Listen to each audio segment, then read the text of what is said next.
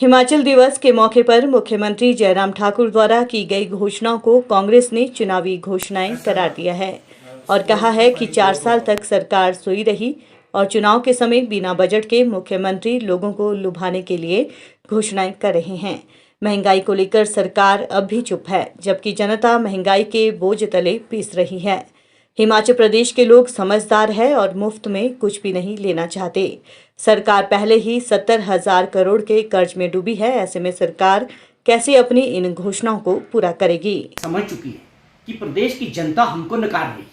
आने वाला चुनाव है, चुनाव वर्ष है, तो ये एक वोटर को अट्रैक्ट करने के एक प्रयास कर रही है सरकार कि हमें किसी तरह भी लुभाने का काम करके अगर हम दोबारा से वापसी कर सके। मैं दावे के साथ कह सकता हूँ ये सरकार वापसी नहीं कर सकती। ये जो भी मर्जी बांट दे।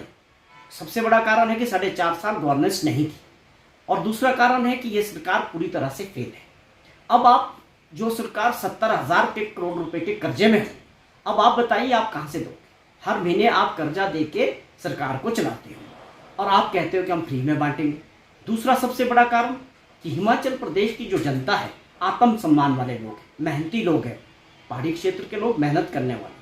आज तक ऐसी प्रवृत्ति जनता की नहीं रही कि वो कभी भी सरकार से कोई मुफ्त चीज चाहते हैं, बिजली हो, पानी हो। लेकिन जो सरकार पानी पैसे दे के ना दे पा रही हो लोगों को, अब आप बताइए कि वो पानी मुफ्त में लोगों को पानी मिल जाएगा?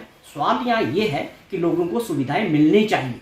आप उसके लिए पैसा ले रहे हैं तो भी मिलनी चाहिए, लेकिन आप चुनाव के रूप में आके कि फ्री देना चाहते हैं, तो इस पे बड़ा क्वेश्चन मार्क है कि एक फेल सरकार किस तरह से चुनाव वर्ष में इन चीज़ों को आगे बढ़ा सकती है, जो मुझे लगता है किसी तरह से होने वाला नहीं है। देखिए, दो सवाल है। सवाल है फ्री चीज़ मिलना और सवाल है लोगों को सुविधा मिलना। दो अलग अलग चीज़ें। आप केवल अट्रैक्ट करके लोगों को बोले कि आपको हम फ्री देंगे।